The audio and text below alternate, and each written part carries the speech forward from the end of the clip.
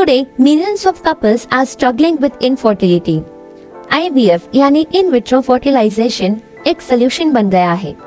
Many celebrities have got their IVF babies. Celebrities like Priyanka Chopra, Farah Khan, Kim Kardashian, Isha Ambani and many more become parents through IVF.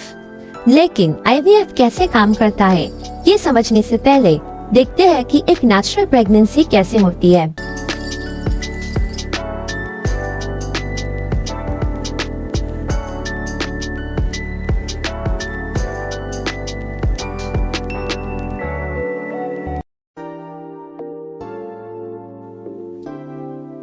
Fertilisation के 15 days पहले brain एक hormone release करता है, FSH, follicle stimulating hormone, जो ovary के follicles को mature करता है और एस्ट्रोजन नाम का एक हार्मोन रिलीज करता है.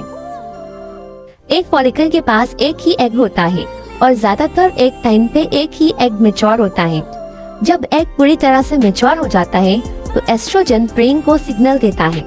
फिर ब्रेन LH यानी ल्यूटेनाइजिंग हार्मोन रिलीज करता है, जो फॉलिकल को रप्चर करता है और एग बाहर आता है. एग फैलोपियन ट्यूब से अंदर चला जाता है. अगर इस वक्त स्पर्म अवेलेबल हो तब स्पर्म और एग मिल जाते हैं. इस फ्यूजन को कहते हैं फर्टिलाइजेशन. फर्टिलाइज्ड एग यानी जाइगोट ट्यूब से ट्रैवल करके यूट्रस में आता है और वहां इम्प्लांट होके प्रेगनेंसी स्टार्ट होती है. ये है नेचुरल कंसेप्शन. इस तरह से नेचुरली कंसेप्शन होता है.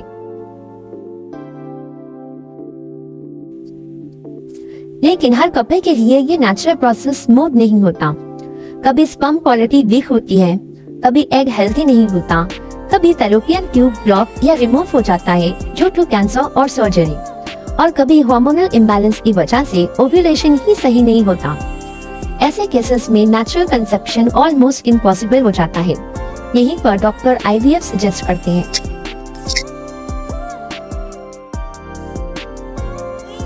IVF में डॉक्टर्स नेचर के प्रोसेस को बाहर लेबोरेटरी में रिपीट करते हैं, step by step. The very first step is ovarian stimulation. Doctor women को FSH इंजेक्ट करते हैं, जो नॉर्मल से काफी ज्यादा होता है, ताकि ओव्यूलेशन ज्यादा हो और एक नहीं बल्कि मल्टीपल एग्स डेवलप हो. Second step is egg retrieval. Minor procedure से एग कलेक्ट किया जाता है जस्ट बिफोर ओव्यूलेशन. ओव्यूलेशन से पहले इस एग को कलेक्ट कर लेते हैं. Third step is fertilisation. इन एग्स को स्पर्म के साथ एक डिश में फर्टिलाइज कराया जाता है. फर्टिलाइजेशन दो टाइप से होते हैं. एक एग के सराउंडिंग थाउजेंड्स ऑफ स्पर्म्स डाल दिए जाते हैं और फर्टिलाइजेशन नेचुरल होता है. जो स्पर्म सबसे बेस्ट होता है वो एग में एंटर करता है. सेकेंड टेक्निक में सिंगल स्पर्म को एग में इंजेक्ट किया जाता है. ये टेक्निक तब यूज होती है जब स्पर्म की क्वालिटी अच्छी नहीं होती. Last step is embryo transfer. Fertilisation के बाद एम्ब्रियो को चेक किया जाता है सो दैट कोई जेनेटिक एबनॉर्मेलिटी ना हो. इस टाइम पे आप चाहो तो एग फ्रीज भी करा सकते हो फॉर लेटर प्रेगनेंसी, या फिर वुमेन के यूट्रस में ये एम्ब्रियो को इम्प्लांट किया जाता है.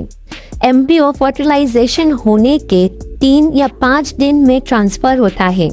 इस तरह IVF उन स्टेप्स को आर्टिफिशियली कंप्लीट करता है जो नेचुरली फेल हो जाते हैं.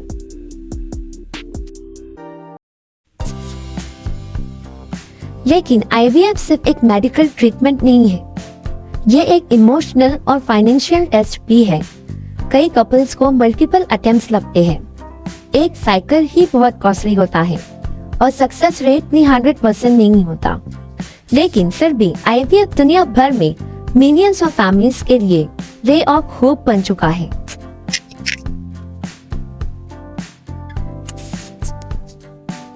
IVF के एडवांटेजेस क्लियर हैं.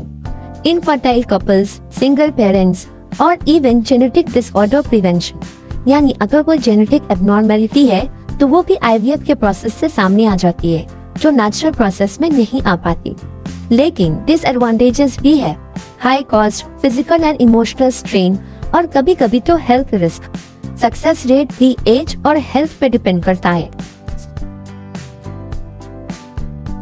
चाहे नेचुरल कंसेप्शन हो या IVF, एक बात कॉमन है, होप एंड पेशेंस। साइंस ने कपल्स को एक नई अपॉर्चुनिटी दी है। IVF एक मिरेकल जरूर है, लेकिन गारंटी कभी नहीं। इस जर्नी के लिए इमोशनल सपोर्ट और मेडिकल गाइडेंस सबसे इम्पोर्टेंट है।